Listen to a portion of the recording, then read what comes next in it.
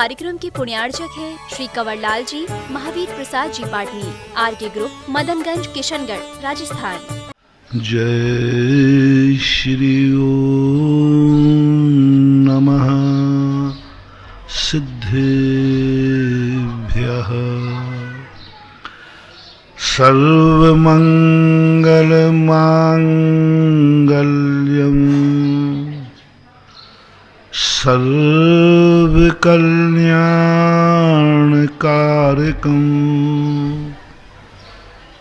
प्रधानं सर्वधर्माणां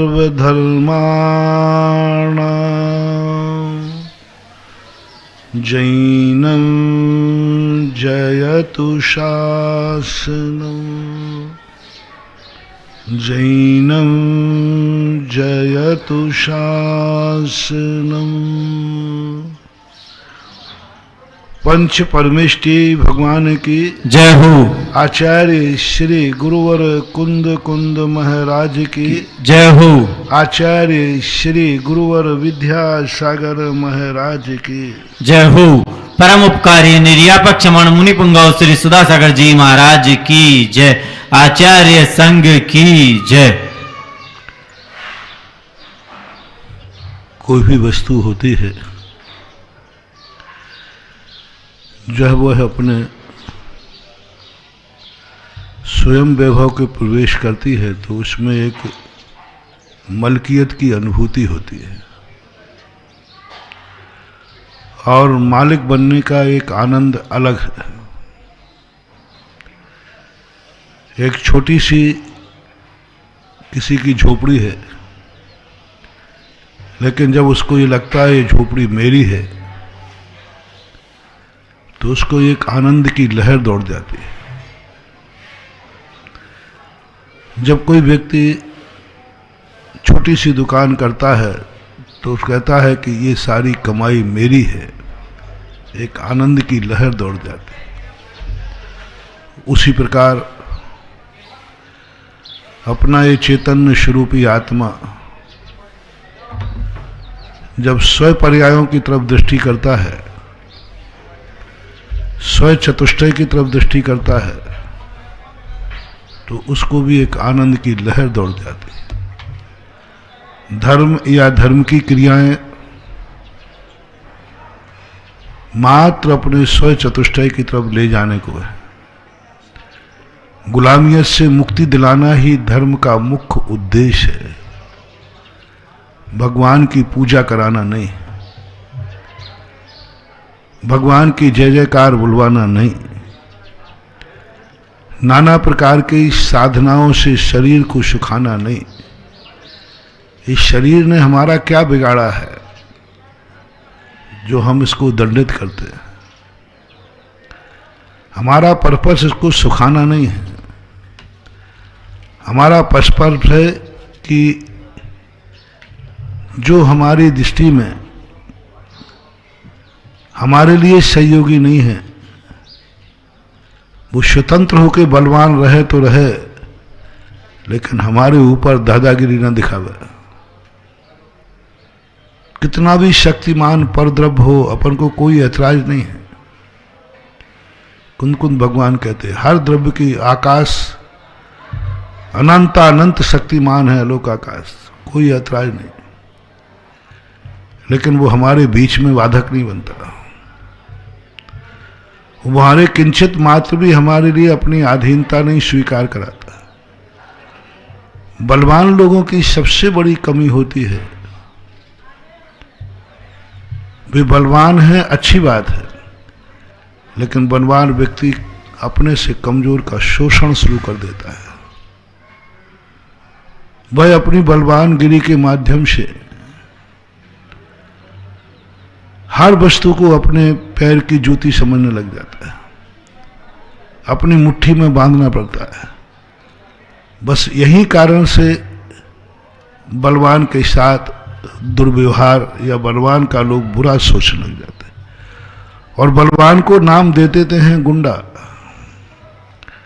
बलवान को नाम देते हैं अराजक तत्व फैलाने वाला, क्योंकि उसने अपनी बलवत्ता से थोड़ा सा उसको सामने वाले की कमजोरी पता चलती है, हावी हो जाता है।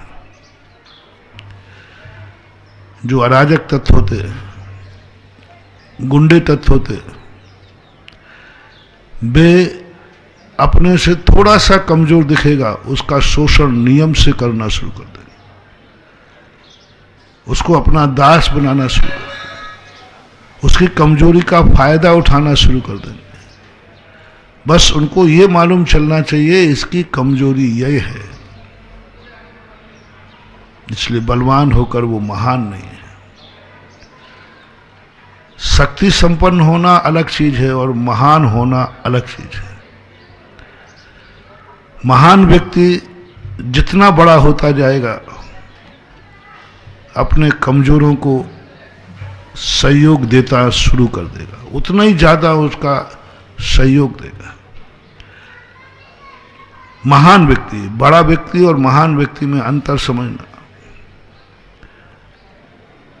बड़े व्यक्तियों में भी जो सर्वशक्तिमान हैं उन्हें गुंडे तत्व भी कहते हैं, अराजक तत्व भी कहते हैं, हिटलर भी कहते हैं, तानाशाही भी कहते हैं। ये जितने लोग होते हैं इनका हमेशा एक ही ध्यान रखना, कोई भी व्यक्ति धन से बड़ा है, वो कभी गरीबों पर रौब तो नहीं जमा रहा है। कभी गरीब को देखकर उसके मन में ये भाई चुप रहना, तू समझता क्या है, समझ लेना ये धन का गुंडा है,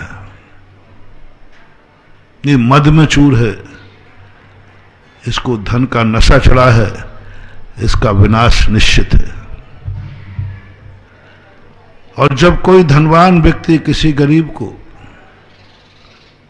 हाथ जोड़कर जय जिनेंद्र कर रहा हो और उसके सहयोग करने का मन बना रहा हो, समझ लेना ये महान आदमी है। आज सेठ है, कल राजा बनेगा, कल चक्रवर्ती बनेगा, एक दिन तीर्थंकर बनेगा। कोई शरीर से बलवान है, अपने कमजोर को धक्का दे देगा, समझ लेना ये गुंडा है। जब व्यक्ति अपने से कमजोर को कभी हाथ पकड़ के उठा रहा हो, सहारा दे रहा हो, समझ लेना एक बहुत बड़ा महान है।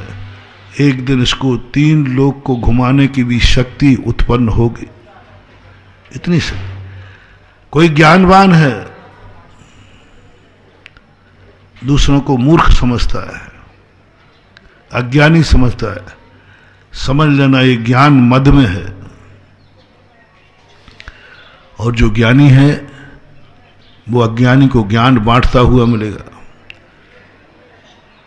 अज्ञानी को रास्ता दिखाते हुए मिलेगा, अज्ञानी को सतपथ बताते हुए मिलेगा। समझ लेना एक दिन ये शुद्ध केवली और केवल ज्ञानी बनेगा। शक्तिमान होने का अर्थ यह नहीं है कि दुनिया को अपने मुट्ठी में बांध लें। शक्तिमान का अर्थ है कि दुनिया को अपने अंदर के भंडारे खोल दें। दुनिया के लिए अपने भंडारे खोलने, उसका नाम है शक्तिमान। अपना ज्ञान का भंडार खोल दे, उसको बोलते ज्ञानी। धन का भंडार खोल दे, उसको बोलते धनी। लेकिन होता तो उल्टा ही है। थोड़ी सी हमारी कमजोरी महसूस होगी, सावधान रहना। दुनिया में कोई तुम्हारा मीत नहीं समझना। दुनिया में बस सब इंतजार कर रहे हैं कि तुम्हारी कमजोरी कब पकड़ में आवे, तुम कहां छुको। सामने वाला फोटो उतारने बैठे ही है। सामने वाला कोई भी दुनिया की हर शक्ति देखना। और 2 दिन पहले मैंने इस पर पूरा प्रवचन भी दिया था। किसी को मत समझना। हर व्यक्ति तुम्हारी कमी इसलिए नहीं देख रहा है कि मुझे तुम्हारा सहयोग करना है। इनकी संख्या तो बहुत बिरली है, जिन्हें साधु सज्जन बोलते हैं, जो दूसरों की कमजोरी देखते हैं इसलिए कि मुझे इसको टॉनिक देना है, इसको शक्ति देना है। वे गरीबों की बस्तियों में जाते हैं इसलिए कि इनके अभाव को पूरा करना है। उनके मन में एक दया करुणा का भाव आता है। वे भी देखते हैं कमजोरी, ऐसी बात नहीं है। गुरु भी कमजोरी देखता है अपने शिष्य में, अच्छाई नहीं देखता। डॉक्टर भी बीमारी देखता है, स्वस्थता नहीं देखता। किसी डॉक्टर को यह नहीं पढ़ाया जाता कि स्वस्थ व्यक्ति का लक्षण क्या है, डॉक्टर को यह पढ़ाया जाता कि बीमारी का लक्षण क्या है। जांच में स्वस्थता नहीं आती, बीमारी आती है। ये बीमारी है, बस वो बीमारी नहीं है तो कहते स्वस्थ है। स्वस्थ का कोई थर्मामीटर जरूरत ही नहीं सोती। डॉक्टर, बेईमान डॉक्टर, बदमाश डॉक्टर ये देखते हैं ये व्यक्ति स्वस्थ है कि नहीं, क्योंकि इसकी किडनी निकालना है, इसका ब्लैकमेलिंग करना है। ऐसे डॉक्टर स्वस्थ व्यक्ति को पकड़ते हैं तो सब तरफ से स्वस्थ। और अच्छा डॉक्टर जो है वह बीमारी देखता है, बीमारी को पकड़ता है। इसके अंदर कौन सी बीमारी है वो बीमारी देख रहा है। किस लिए? क्योंकि मैं इसकी बीमारी दूर करूंगा, बीमारी दूर करूंगा। इसी प्रकार धनवान भी देखता है गरीबों को, मैं गरीबी दूर करूंगा। गुरु साधु संत भी दोष देखते हैं तुम्हारे में, गुण नहीं देखते। गुरु का एक लक्षण होता है शिष्य में कभी गुण ना देखें, और शिष्य का लक्षण होता है गुरु में कभी दोष ना देखें। दोनों लक्षण कैसे विचित्र हैं। शिष्य से कहा तुम अपने गुरु में कोई दोष नहीं देखोगे, ध्यान रखना, है या नहीं है हमें इससे कोई मतलब नहीं है। और गुरु से कहा गया तुम अपने शिष्य में जितने दोष देखोगे उतनी ही तुम्हारी गुरुता बढ़ेगी। गुण मत देखना शिष्य में कितने गुण हैं, कितनी अच्छाइयां हैं, उसके दोष देखना, इसमें कितने दोष हैं। बेटे से कहा गया अपने पिता के दोष मत देखो, और पिता से कहा गया अपने बेटों पर निगरानी दोषों पर ही रखना। जो पिता की एक आदत डाल ले, मैं अपने बेटे की कमियां देखूंगा, बुराइयां देखूंगा, कमजोरियां देखूंगा, समझना ना वो बेटा सोने सा खरा उतरेगा,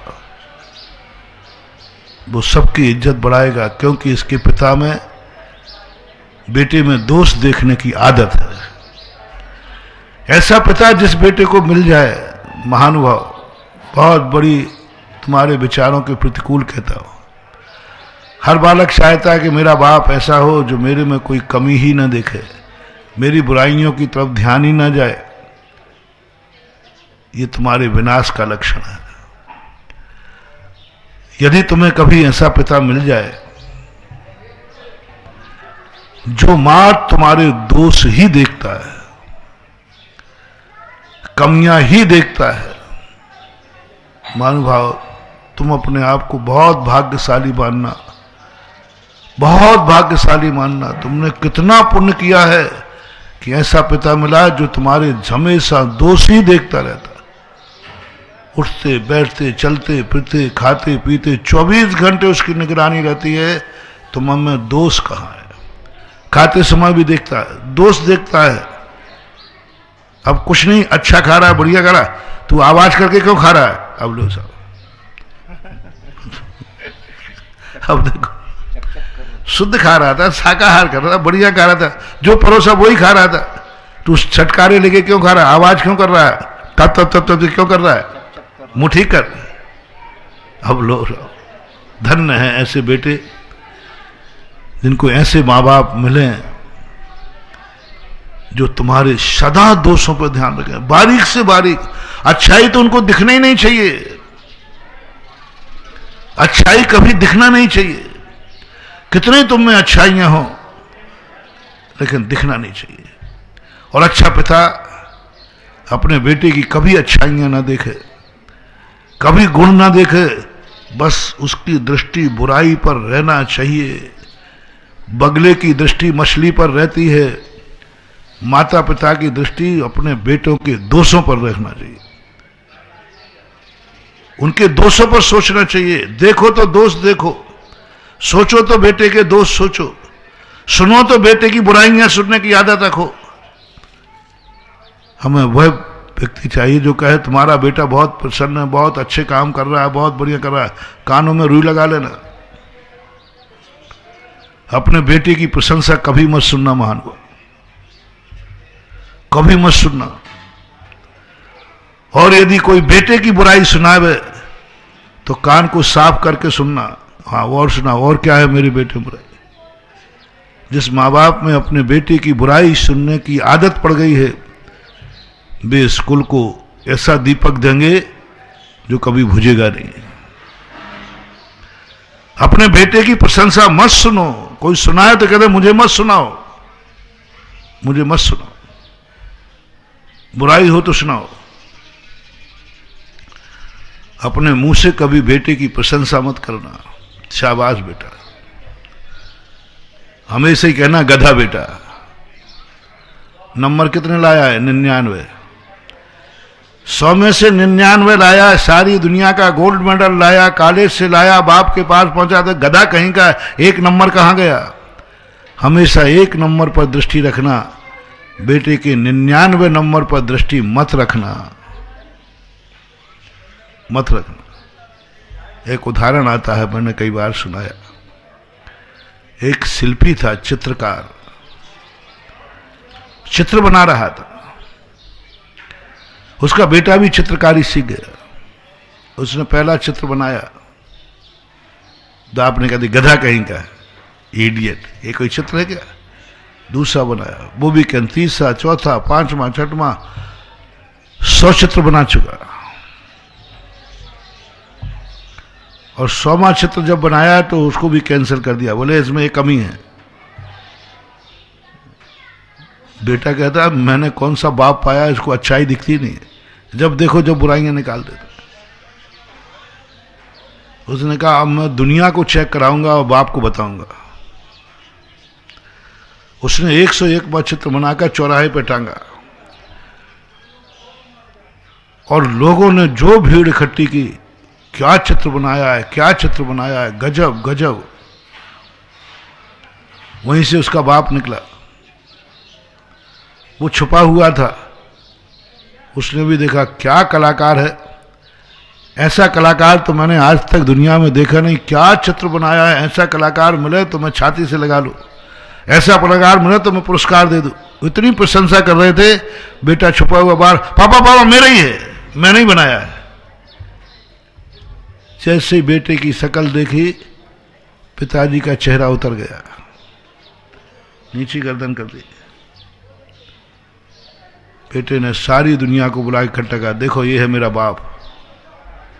अभी क्या कह रहा था, आप सबने सुना ना, मैं आज चौराहे पे अपने बाप को नंगा करूंगा। ये मेरा बाप बन के दुश्मन बन के आया है। आज सारी दुनिया को दिखाऊंगा कि देखो दुनिया में ऐसे बाप कौन से पाप कर्म से मिला। आप सबने सुना, अभी प्रशंसा कर रहा था ना कि ये चित्र बहुत अच्छा है, बहुत बढ़िया है। और जैसे मेरा नाम आया, इनके चेहरा देखो कैसे 12 बज गए। बेटे ने बहुत कहा, ये है मेरा बाप, देखो मेरी दुश्मन जन्म जन्म का। सारी जनता बेटे के पक्ष में हो रही। बोले साहब बेटा सही कह रहा है। अभी आप प्रशंसा कर रहे थे जब तक आपको ये पता नहीं था कि ये चित्र किसका है, और जैसे ही आपको पता चला कि ये बेटे का चित्र है तो आपका चेहरा क्यों उतर गया। पिताजी ने कहा कि तुम सब लोग मेरे घर चल सकते हो क्या? चलो। घर ले गया। पिताजी ने पूरे चित्र संभाल के रखे थे। वो जानते थे कि एक दिन बेटा मुझे लांछन लगाएगा, एक दिन ये बेटा मेरे ऊपर अविश्वास करेगा, क्योंकि कोई व्यक्ति अपने दोष सुनना नहीं चाहता। संसार की सबसे बड़ा वीक पॉइंट, संसार की सबसे बड़ी अंतिम कमजोरी है कि कोई भी व्यक्ति अपनी निंदा नहीं सुनना चाहता, अपनी बुराई नहीं सुनना चाहता। तुम जिसकी बुराई कर दोगे वो तुम्हारा अवभाग्य नहीं मानेगा, वो पलट करके तुम्हारे में बुराई देखने का प्रयास करेगा। तुरंत तैयारी शुरू कर देगा। आज इन्होंने मेरी बुराई दिखी, कर वो तुरंत कर, आप देखो आप भी तो ये कर रहे हो, तुरंत कर लेगा। आप कभी देखना, कभी मैं तो बता रहा हूं, तुम प्रैक्टिकल करना। कभी किसी की छोटे की बुराई देख करके तुम बता देना, 2-4 दिन बाद वो तुम्हारी बुराई, पहली बात तो पहले से रखे बैठा है पहली बात तो वो पहले से ही रखे बैठा। तुम कहोगे कि बेटा तू नेहरू जी कैप्टन बने, तो वो कहेंगे सुमन नेहरू पिताजी, नेहरू जी प्रधानमंत्री बन गए। वो पहले से रखे बैठा। हर छोटा व्यक्ति कोई भी हो, एक आप नेचर अपना खुद का पहचानना। आपके पास आपका नेचर, जो मैंने परसों भी कहा था कि आपका एक सबसे बड़ा गंदा नेचर है कि आप बड़ों की गलतियों को सेव करना चाहते हैं। सबसे बड़ा गंदा लक्षण है। हर व्यक्ति अपने बड़े की कोई ना कोई गलती पकड़ना चाहता है, क्योंकि उसे मालूम है ये बड़े हैं, मेरी गलती निकाल सकते हैं, अधिकारी है, तो मेरे पास भी कुछ होना चाहिए। 1-2 बार परीक्षा कर लेना,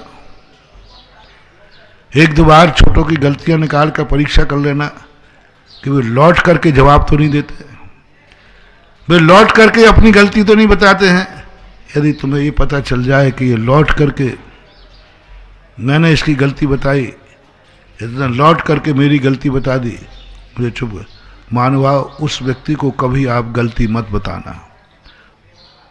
वो मरे तो मरने दो, दुर्गति जावे तो जाने दो, जो उसका होना है होने दो, छोड़ दो उसके ऊपर,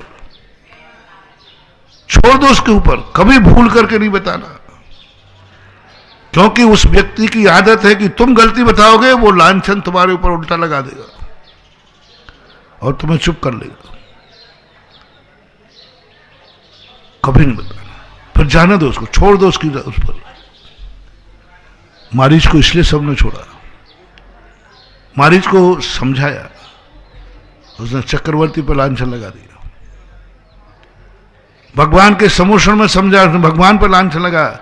सबने कहा इससे चुप धारण करो, दोष वादे च मौन्यम, क्योंकि कोई भी व्यक्ति अपनी बुराई सुनना नहीं चाहता। आपकी बुराई को वो संग्रह करेगा। वो जानते थे कि ये मेरा बेटा है, मुझसे थक चुका है, लेकिन मैं अपना स्वरूप नहीं छोड़ूंगा, मैं सच्चा बाप हूं इसका। और मेरे गुरु ने बताया है कि अपने बेटे में कभी अच्छाई मत देखना। अपने बेटे में कभी गुणों को मत देखना।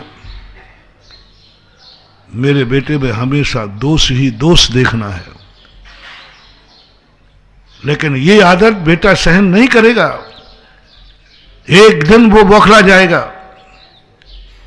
पिताजी ने कहा मैं यही इंतजार कर रहा था महानुभाव कि मेरा बेटा एक दिन बौखलाएगा, क्योंकि आखिर हद होती है। 100 चित्र इसके बिगाड़ दिए मैंने, 100 चित्र इसके बिगड़ गए।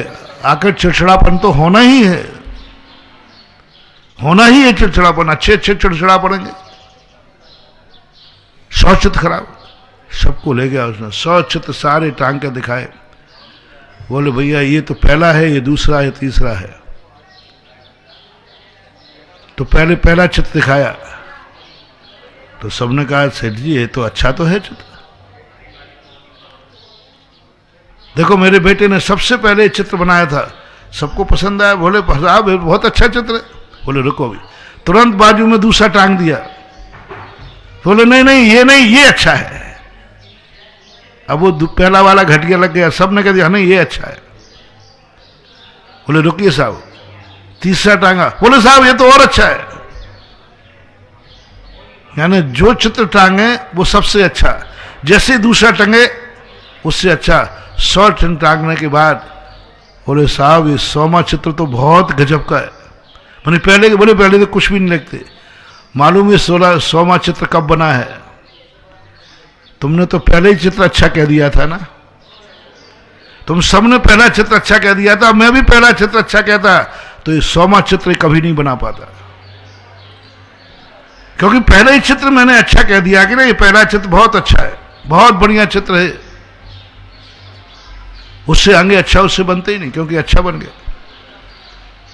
और ये जो मैं चित्र कैंसिल करता गया, 99 चित्र भी जब मैंने कैंसिल किया, मेरी आत्मा जानती है कि मैं बेटे को कैसे, मेरा बेटे ने 99 नंबर पाए हैं, अंदर से मेरे लड्डू फूट रहे हैं, अंदर से आनंद का झरना फूट रहा है, लेकिन बाहर से वो 1 नंबर के प्रति मैं लालच खाके बेटे को मूर्ख कह रहा हूं। अंदर से ज्ञानी है कि मेरा बेटा 99 नंबर लाया, और बाहर से कह रहा है इडियट कहीं का मूर्ख। एक लालच है कि वो 1 नंबर और पा जाए। बस इतने से लालच में 99 नंबर पाने वाले बेटे को मूर्ख कहता है पिता।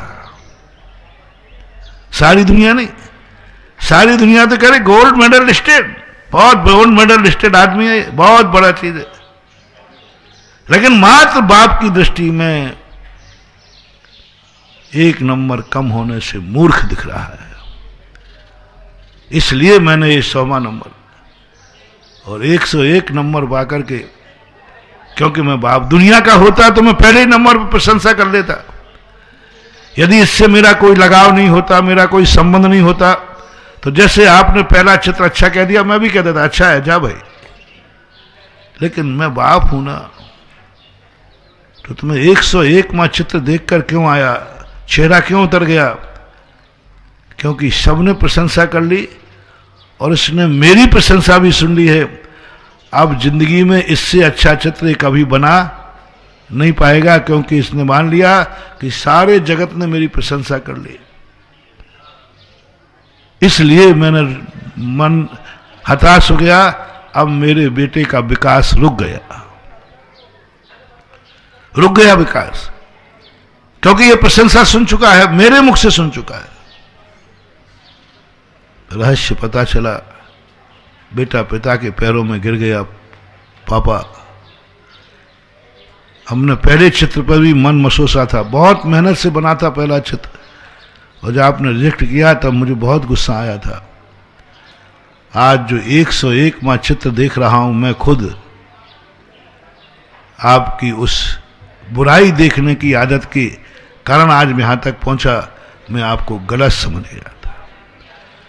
हर बेटा बचपन में बाप को गलत समझता है, बड़ा होने के बाद वह महसूस करता है कि मेरे पिताजी जो मुझे टोकते थे, मुझे हर कार्य में टोकते थे, उसको याद आता है। थोड़ा और मान लेता तो तहसीलदार के स्थान पर कलेक्टर बन जाता। थोड़ा और मान लेता, 1 नंबर और पा लेता, तो आज मैं कुछ और पहुंचता। 99% जितने अच्छे ऑफिसर लोग होते हैं, ये रोते पाए जाते हैं। बोले मैंने माँ बाप की बात नहीं मानी, मैंने टीचर की बात नहीं मानी। उस समय मुझे खेलना अच्छा लगता था और माँ बाप पढ़ने की कहते थे तो बहुत बुरा लगता था। आज मुझे महसूस हो रहा है, आज मैं दुनिया पे फील्ड पे उतरा हूं, आज मुझे महसूस। उस समय हर बेटा रोएगा। इसलिए मैं तुम्हें नीति कह रहा हूं, तुम्हारा बेटा बाप जब भी मिले, गाली देने वाला मिले, थप्पड़ मारने वाला मिले, बुराई करने वाला मिले, बाप, पड़ोसी नहीं, दुश्मन नहीं, ऐसा ही गुरु महाराज मिले। गुरु कभी अपने शिष्य की प्रशंसा ना करें और ना शिष्य में गुण देखें और ना शिष्य की कभी प्रशंसा सुने। अच्छे गुरु का लक्षण है। अच्छा गुरु अपने शिष्य की प्रशंसा नहीं सुनता, कोई प्रशंसा ना है, हाँ मुझे सब मालूम है। अरे भाई क्या मालूम है तुम्हें? सुन तो लो, तुम्हारे चेले ने क्या कमाल किया है, क्या कमाल किया है, मुझे मालूम है क्या कमाल किया है। धमाल किया होगा और क्या करेगा। अब दुनिया क्या कह रही है, कमाल किया है, और गुरु क्या कह रहे हैं, हाँ मुझे मालूम है धमाल किया होगा। अरे साहब धमाल नहीं किया, कमाल वो कमाल कर ही नहीं सकता, वो धमाल कर सकता है। ये अच्छे गुरु का लक्षण है। कभी भी सुनेंगे भी नहीं, प्रशंसा भी नहीं सुनेंगे। कोई कितने उनकी प्रशंसा सुना है, वो सुनते ही नहीं। शिष्य को ये लगता है कि गुरु मेरे दुश्मन है, मेरी प्रशंसा ही नहीं सुनना चाहते, मैं इतने अच्छे कार्य कर रहा हूं, गुण ही नहीं देखना चाहते। 2 शब्द कभी आज तक गुरु ने प्रशंसा के नहीं कहे, और सारा जगत मेरी प्रशंसा कर रहा है, सारा जगत मेरी प्रशंसा कर रहा है गुरु को छोड़कर। बंधु, तुमने जन्म में कौन से जन्म में पुण्य किए तो ऐसा गुरु मिले, ऐसा गुरु मिले जिसकी दृष्टि सदा दोषों पर रहे। ऐसा गुरु जब मिल जाए, अवभाग, तुम्हारे जीवन में कोई दोष नहीं रह पाएगा, क्योंकि तुम्हारा गुरु दोष खोजी है। तुम्हारा गुरु दोष खोजी है तो तुम निर्दोष बनोगे। डॉक्टर यदि खोजी है, बीमारी खोजी है, तो वो स्वस्थ कर लेगा। लेकिन ये दुनिया को कहां इतबार होता है। दुनिया तो हमेशा अपने से बड़ों की कमजोरी देखता है, अपनी भूल देखता है, और कमजोरी देख करके इतना आनंद आता है कई लोगों को। ध्यान रखना, मेरा टेलर ऐसे चलता है, मेरे मम्मी पापा भी मेरे बिना कुछ नहीं कर सकते। मैंने अपने घर में ऐसा टेलर बना के रखा है। बहुत बच्चे अपने दोस्तों को सुनाते, मैंने ऐसा अपना टेलर बनाया, कोई भी घर में मेरे से कोई कुछ बोल नहीं सकता। मम्मी पापा भी कांपते हैं, मम्मी पापा भी आवाज नहीं निकाल सकते, मैंने ऐसी उनकी नस पकड़ के रखी है। बंधु, तुम्हारा बहुत बुरा विनाश होने वाला है।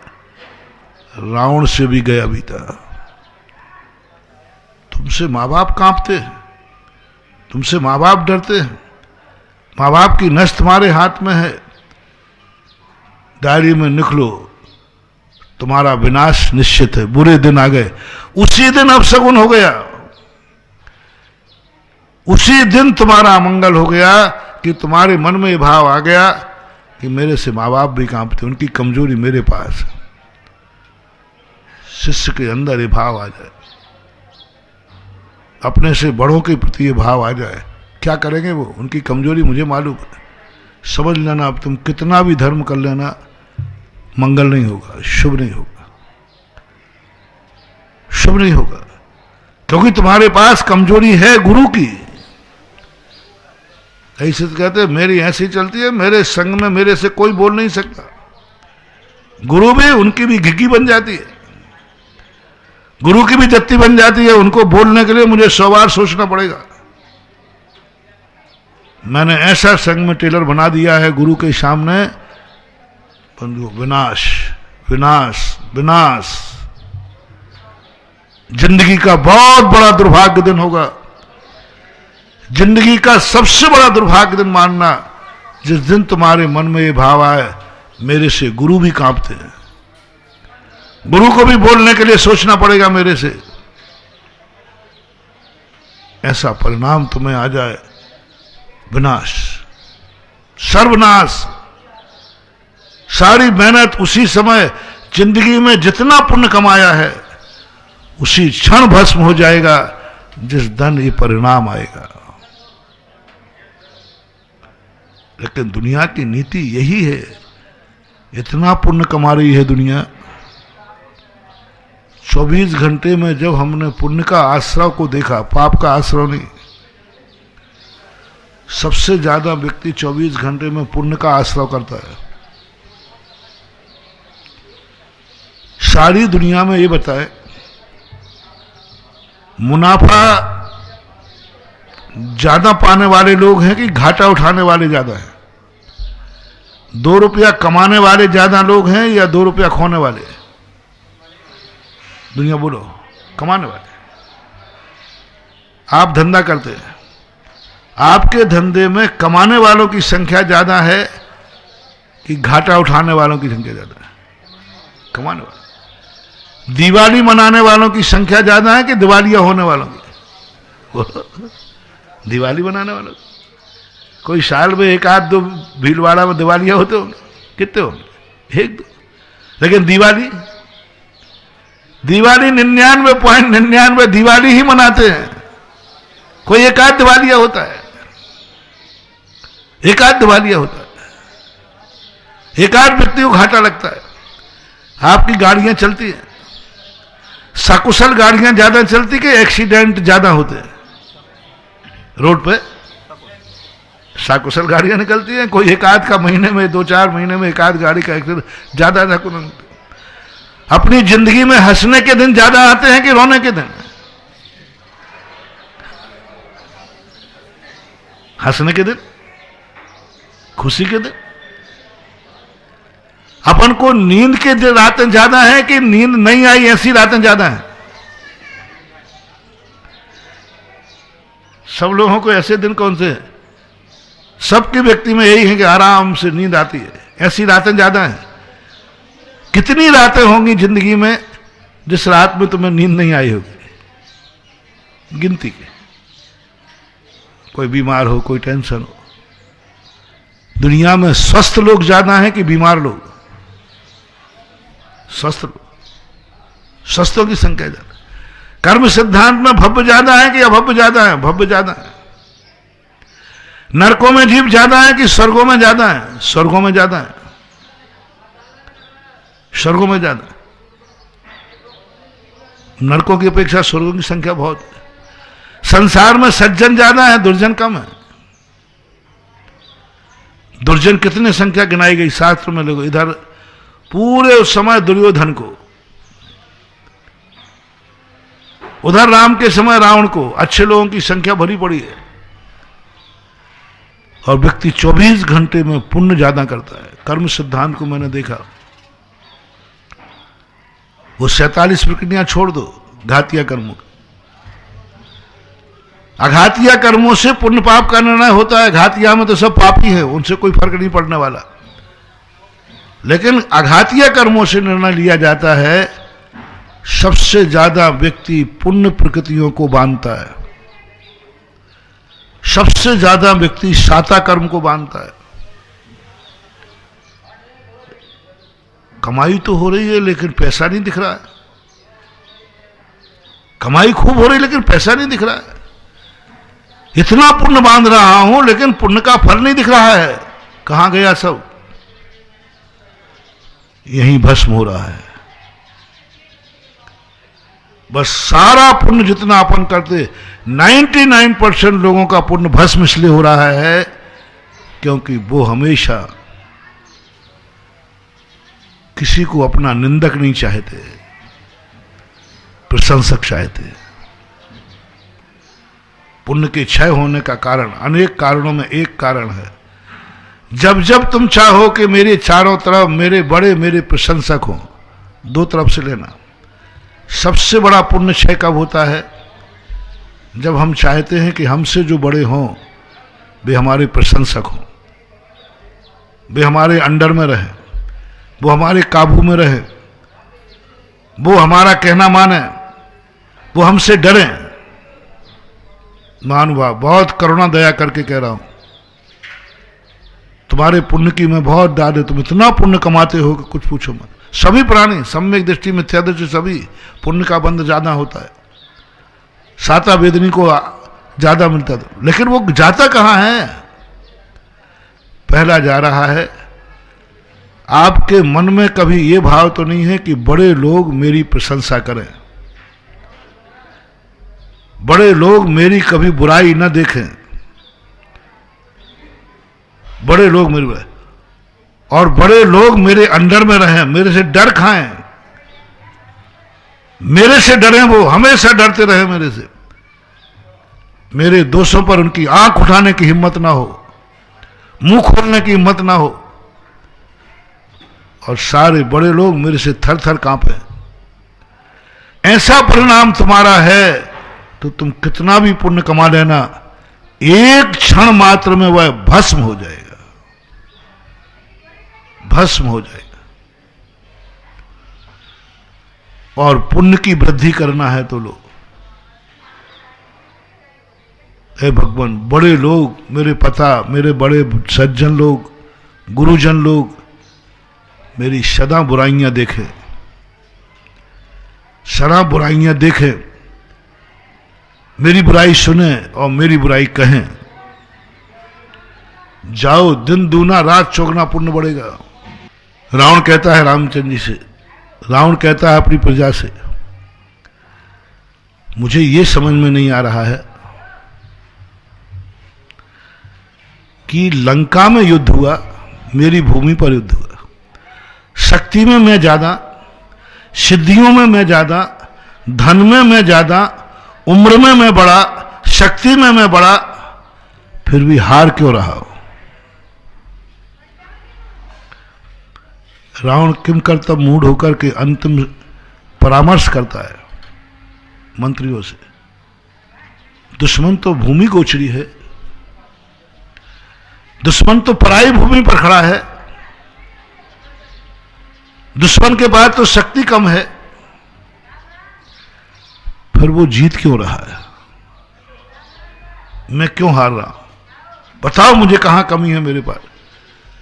रामचंद्र जी पास कोई सिद्धियां नहीं थी, रावण के पास एक से एक बड़ी सिद्धि थी, माया भी, विद्याधर था, एक से क्या भूमि गोचरी कहां लगते उसके सामने, कीड़े मकोड़े जैसा मानता। फिर मैं हारा क्यों।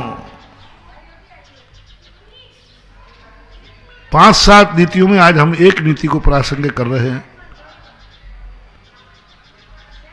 कि रावण के सलाहकारों ने कहा, नीतिज्ञों ने कहा, आपने सदा बड़ों में दोष देखे, आपने बड़ों को हमेशा डराया, आपसे सब बड़े डरते हैं, आपके पिताजी आपसे डरते थे, आपके माँ बाप नाना श्रीमाल आपसे थर थर कांपते, आपकी मां, जब विभीषण, बहुत गजब की बात है, जब विभीषण नाना के पास पहुंचा, नाना भैया ने मुझे लात मार दी, निकाल दिया। नाना कहते, बेटा तू मालूम है मैं कुछ नहीं कर पाऊंगा, और मैंने तेरे पक्ष में बात कही तो मुझे भी लात खाना पड़ेगी, वो रावण मुझे भी लात मार सकता है। ब्रह्मांड कांप गया उस समय। नाना कह रहा है, नाना थर थर कांप रहा है, दोनों बेटे थे, नाती थे उनके। नाना कहता है, रावण को तू जानता है विभीषण, तूने लात खाई, भले राज दरबार में मुझे भी लात खाना पड़ेगी, रावण से मैं कांपता हूं। रावण विभीषण अपनी मां के पास पहुंचा, मां, ऐसे ही नहीं वो भागा है विभीषण, बड़ों की आज्ञा में भागा है।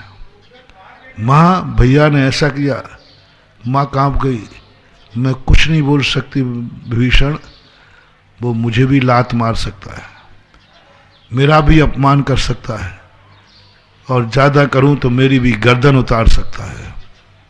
बोल विभीषण, यदि मैंने रावण के व्यक्तिकूल भेजा, मैं उसकी मां हूं, वो 1 मिनट में मुझे मारने में भी नहीं हिचकेगा, वो तुरंत मेरी गर्दन उतार सकता है, मुझे जेल में डाल सकता है, मुझे बंदी बना सकता है, और जितने आताताई हुए उन्होंने किए ही। कंस ने देखो अपने पिताजी को जेल में डाल दिया, कितने राजा वाला, कुणक ने डाल दिया राजा शनक। आताताई कुछ नहीं देखते। मां कहती है, तू जानता है तेरे भाई को, मेरे मां प्राण चले जाएंगे, जा भाग जा तू यहां से। मां ने भगाया है, नाना ने भगाया है विभीषण को। विभीषण भागना नहीं चाहता था, लंका छोड़ना नहीं चाहता। जब मां ने कहा, नाना ने कहा, तब उसने कहा बड़ों की आज्ञा मानना चाहिए। एक बार फिर रावण के पास जाने को तैयार था विभीषण, यदि मां साथ चलती तो, नाना साथ चलता, लेकिन मां ने और नाना ने स्पष्ट नकार दिया, नहीं। बस मंत्रियों ने, नेताओं, जो सलाहकार थे, उन्होंने कहा, इसलिए तुम्हारा विनाश निश्चित है, तुम्हारा पुण्य अक्षय है, लेकिन सब भस्म हो रहा है, क्योंकि इसी लंका में जो आपके पूर्वज हैं, गुरुजन हैं, वे आपसे थर थर कांप रहे हैं, आपको परामर्श देने में कांप रहे हैं, आपकी बुराई करने में उनको डर लग रहा है, उनका अभिशाप आपके ऊपर है। आपके जितने गुरुजन हैं यहां हितैषी हैं, वे सब आपसे डरते हैं। आपका उन्होंने मुंह बंद कर रखा है, आपने उनका मुंह बंद कर रखा है। आपकी तरफ वो दोष देख ही नहीं सकते, बोल नहीं सकते। ये सबसे बड़ी काम है। और रामचंद्र जी की सबसे बड़ी शक्ति है, सबसे बड़ी शक्ति है कि उन्होंने अपने बड़ों को, उन्होंने अपने परिवार को पूरा अधिकार दे रखा है। देखो राम की मां ने को क्या अधिकार दे दिया। इतना अधिकार मां ने कहा निकल जाओ। कैकेयी को डर नहीं लगा। मंथरा ने कहा कैकेयी से, क्या तुम्हारे कहने पर दशरथ तो मान जाएंगे, वो तो वचन के मारे हैं। दशरथ तो मान जाएंगे, वो तो वचन के मारे हुए हैं वचन के। लेकिन क्या रामचंद्र जी वनवास चले जाएंगे? तब कैकेयी कहती है, मंथरा तो राम को नहीं जानती। मेरा बेटा भरत मेरी आज्ञा टाल सकता है, लेकिन राम नहीं। राम कभी बड़ों की आज्ञा नहीं टाल सकता। बड़े गलत आदेश भी देंगे तो उसे सिरोधारी करेगा। वो बड़ों से निकली हुई बात की परीक्षा नहीं करेगा कि ये बात अच्छी है कि बुरी है। वो कहेगा बड़ों ने कहा निकल जाओ राज्य से, एक सेकंड नहीं लगाएगा। मंथरा तू क्या जानती राम को? यह शक्ति राम की बलवान है। एक भी उन्होंने अपने बड़ों का अनादर नहीं किया, बल्कि गुरु बनाते समय किस लिए बनाया? गुरु वैष्णव दर्शन में आया कि वो भगवान का रूप है, भगवान का अवतार है। पूछा गया रामचंद्र जी आपको गुरु की क्या जरूरत है? आप तो भगवान का रूप है। दुनिया तो गुरु इसलिए बनाती है कि कभी हमारा पुण्य काम नहीं आएगा तो गुरु का पुण्य काम आ जाएगा। गुरु के नाम से हमारी जय जयकार भूल जाएगी, गुरु की छाया में हमारी जिंदगी निकल जाएगी। आपको तो किसी की छाया की जरूरत ही नहीं। बोले मैं गुरु को आशीर्वाद के लिए नहीं बना रहा हूं, पुण्य के लिए नहीं मंगा रहा हूं, मेरे जीवन में विपदा आ जाए उसको दूर करने के लिए नहीं। किस लिए बना रहे हो? मेरे पास पहली बार तो लोगों की मेरे प्रति इतनी श्रद्धा है कि मैं कभी गलती करूंगा तो कोई गलती मानेगा ही नहीं, क्योंकि सब अंधे हैं। मेरे प्रति इतनी श्रद्धा है कि मैं कुछ भी करूंगा भक्त उसे अच्छी देखेगा, क्योंकि मैं भगवान हूं। और भगवान के प्रति भक्त की धारणा है कि भगवान से कभी गलत हो ही नहीं सकता। और मैं राजा हूं, तो राजा से वैसे ही लोग डरते हैं, राजा में कौन गलती देखे। तो मुझे अपनी जिंदगी में कभी ये पता नहीं चलेगा कि मैं गलत कहां हूं। इसलिए मैं गुरु बना रहा हूं, इसलिए कि संसार का कोई व्यक्ति मुझे कह सके हे राम, कोई अपना मुंह खोल सके मेरे दोषों के लिए। कोई व्यक्ति ऐसा हो जो मेरे ऊपर दृष्टि रखे, जब भी देखे मेरे में बुराई देखे, जब भी सुने मेरी बुराई सुने, जब भी बोले मेरी बुराई बोले, और मेरे कान ऐंठने का अधिकार रखे राम तुम गलत कर रहे हो। ये कहने का अधिकार किसमें है? कौन कह सकता है भगवान से हे भगवान तुम गलत कर रहे हो? किसकी हिम्मत है? कौन कह सकता है राजा से? इसलिए मैंने गुरु बनाया है कि हे गुरु महाराज तुम कह सकते हो, मैं तुम्हें अधिकार देता हूं, जब मैं गलती करूं तुम कह सकते हो हे राम यह ठीक नहीं है। एक वचन में बोलने का अधिकार रामचंद्र जी से संसार में किसी को नहीं था, किसी को नहीं था। मार था तो गुरु को, मार था तो बाप को, मार था तो मां को। राम, सारी दुनिया बोलती है श्री राम और वशिष्ठ बोलते हैं राम। सारी दुनिया श्री राम बोलती है, श्री राम है, लेकिन गुरु बोलेगा हे राम तुम गलत कर रहे हो। इसलिए रामचंद्र की शक्ति है कि उन्होंने अपने से बड़ों को दोष देखने के लिए कहा है, और तुम्हारी स्त्री शक्ति क्षय है कि तुमने बड़ों को सदा प्रशंसा सुनने के लिए पाला है। तुम किसी बड़े की बुराई सुनना ही नहीं चाहते। जो तुम्हारे से बड़ा आदमी तुम्हारी बुराई करेगा उसी को आप डरा देते हैं, भय दिखला देते। और रामचंद्र जी वो शक्ति हैं जिनमें दोष नहीं है, लेकिन यदि बड़े लोग दोष बताते तो वो दोष स्वीकार कर लेते। यह शक्ति ने इतने बड़े रावण को धराशायी कर दिया और स्वयं जीत गए। आज रेफरेंस देकर के मैं आपको सचेत करना चाहता हूं कि आपकी शक्ति का जो क्षय हो रहा है, इतना धर्म इतना पुण्य कर रहे हो, कोई ना कोई बड़ा व्यक्ति आपसे कांप रहा है। आप इतना पुण्य कर रहे हो फिर भी पुण्य काम नहीं आ रहा। आप इतना सब मेहनत कर रहे हो फिर भी विफल हो रहे हो। मैंने अनेक कारण और भी हो सकते हैं, आज इस कारण की तरफ आपका दृष्टिपात कर रहा हूं। तुम तुरंत थोड़ा रुको, मैं इस कार्य में फेल क्यों हुआ, क्या मेरा इतना पुण्य भी नहीं है? तुरंत सोचना एक पॉइंट पे, कहीं कोई मैंने अपने से बड़े को डराया तो नहीं है? मेरे घर में कोई बड़ा आदमी मेरे से डर तो नहीं रहा है? मेरे बाप मेरे से, पहला देखो, मेरा बाप मेरे से डरता तो नहीं है? डरता तो नहीं है। मेरी माँ मेरे से डरती तो नहीं है? मेरा बड़ा भाई मेरे से डरता तो नहीं है? मेरे घर का कोई सदस्य मेरे की बुराई कहने में डरता तो नहीं है?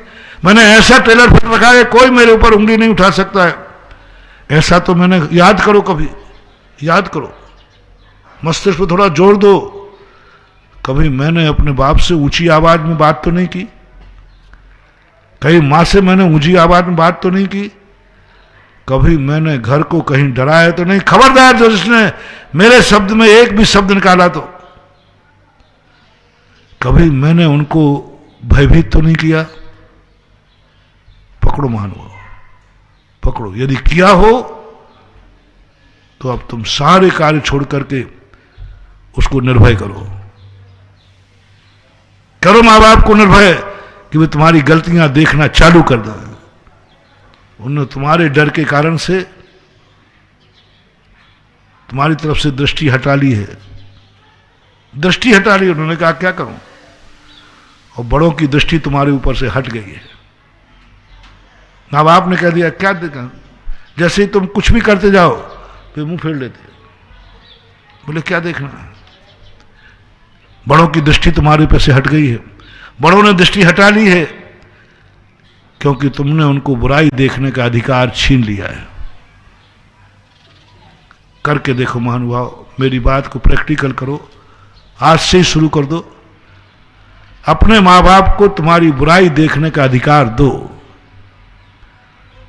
और ऐसा माहौल बनाओ कि जब भी मां बाप तुम्हें देखें तुम्हारी बुराई देखें, जब भी तुमसे बोलें तुम्हारी बुराई बोलें। ऐसा माहौल बनाओ घर में। हर व्यक्ति तुम्हारी बुराई कर रहा है, हर व्यक्ति तुम्हारी कमियां देख रही है, ऐसा माहौल बनाओ। 6 महीने तक माहौल बना लो ऐसा। 6 महीने बाद देखना आप हर कार्य में सफलता मिलेगी। आपको हर कार्य में सफलता मिलेगी, क्योंकि आपके बुजुर्ग, आपके बड़े लोग आपकी बुराई देखना सबसे बड़ा वरदान है। बाप जब बुराई देखता है बेटे में, बेटे का पुण्य 100 गुना बढ़ जाता है, बेटे की शक्ति 100 गुना बढ़ जाती है। और 1000 गुना बनाना हो तो जब मां बाप तुम्हारी बुराई बोले, तुम्हारे लिए आनंद, सीना 56 इंच का हो जाए। मैंने कितना पुण्य किया, आज पापा ने मेरी बुराई बता दी, मैं तो धन्य हो गया। ओहो हे भगवान, उस दिन इतना खुश होना कि भगवान तूने सुन ली मेरी। बोले क्या बात हो गई? आज पापा ने मुझे पापी कह दिया। क्या बात है महानुभाव, किस दुनिया में अपन प्रवचन को ले जा रहे हैं। बाप ने यदि पापी कह दिया तो तुम्हारे होश उड़ जाते, दुर्भाग्य मानते हो। तुम वो निकृष्ट आदमी हो कि तुम्हारा दुश्मन तुम्हें 100 बार पापी कहे तो तुम्हें बुरा नहीं लगता, लेकिन तुम्हारा बाप एक बार पापी कह दे तो तुम्हारा क्या हालत होती बोलो। और दुश्मन 100 बार करा, बेशरम कहीं के। दुश्मन 100 बार बोलता है, बोलता ही हो, दुश्मन बोलेगा क्या? दुश्मन तो हमेशा पापी है, दुष्टी है, माया विचारी है, दुष्ट है, हमेशा यही बोलता रहता। और तुझे मालूम है कि दुश्मन मुझे, हाँ दुश्मन हमें ऐसा बोलता है, तो भी आपके मन में फीलिंग नहीं हुई आज पापा ने मुझे पापी बोल दिया, पापी बोल दिया। महानुभाव, बहुत बड़ी बात कह रहा हूं, समझने का चेष्टा करो, बहुत ऊंची बात है, बहुत गहरी बात है। जिस दिन तुम्हारा भला होना शुरू है, जिस दिन बाप के गाली देने पर, पापी कहने पर तुम्हारा रोम रोम पुलकित हो जाए और नाचो, जाओ भगवान के पास श्रीफल चढ़ाने, कराओ शांति धारा। बोले किसकी शांति धारा है? आज मेरे बाप ने मुझे पापी कहा है, इस खुशी में मैं, आज मेरे गुरु ने मुझे पापी कहा है, इस खुशी में, आज मेरे गार्जियन ने मुझे पापी कहा है, इस खुशी में नाचो। क्यों नाचना? अब मैं पापी रह ही नहीं सकता, क्योंकि मेरे पापा की दृष्टि में मैं पापी हो गया ना। डॉक्टर की दृष्टि में रोग आ जाए और बाप की दृष्टि में दोष आ जाए, बोलो किसका लक्षण है? डॉक्टर की, वैद्य की दृष्टि में बीमारी आ जाए पकड़ में, किसका क्या मतलब है? अभी तक तो बीमारी पकड़ में, अब वैद्य को, डॉक्टर को बीमारी पकड़ में आ गई, इसका अर्थ क्या है? अब बीमारी ठीक हो जाएगी। इसी प्रकार अपने गुरुजन को, अपने माँ बाप को जब भी अपनी बुराई पकड़ में आ जाए, खुशी मनाना, अब मैं बुरा नहीं हो सकता, क्योंकि मेरी बुराई मेरे पापा को पकड़ में आ गई, मेरी बुराई मेरे गुरु को पकड़ में आ गई, मेरी बुराई मेरे गार्जियन ने देख ली है। बस अब चिंता नहीं, अब तो मैं, डॉक्टर को रोग पता चले फिर रोग रह जाए, बाप को दोष पता चले फिर दोष रह जाए, रह ही नहीं सकता। खुशी मनाओ। ऐसी अनुभूति तुम्हें कभी हुई हो? ऐसी अनुभूति कभी बाप ने तुम्हें गाली का, इडियट कहीं का, मूर्ख, गधा, तरस जाओ रे। जिसके बाप के मुख से तुम्हें गधा निकल जाए, भाग्यशाली समझना। आज मेरे बाप ने गधा किया है, गधा कहा है। और उस समय, और जब 99 नंबर तुम स्कूल में लाए हो, तो बाप से तुम कौन सा शब्द सुनना पसंद करोगे? दुनिया की नहीं कह रहा हूं, दुनिया तो तुम्हारी दुश्मन है। जितनी ये प्रशंसक है ना, ये चमचा है, चमचा, बटरवा, ये तुम्हारे हितैषी नहीं। संसार में सबसे बड़ा हितैषी कौन है? तुम्हारा माता पिता। 99 नंबर मिलने के बाद भी तुम पिता से कौन सा शब्द सुनना पसंद करोगे? पिता के सामने उछलते कूदते मत जाना। 99 नंबर लाया हूं, उछलते कूदते मत जाना, नीची गर्दन करके जाना, थोड़ा सा रोते हुए जाना, मुंह लटका के जाना। पापा 99 नंबर मिले, पापा गए, गधा कहीं का, गधा।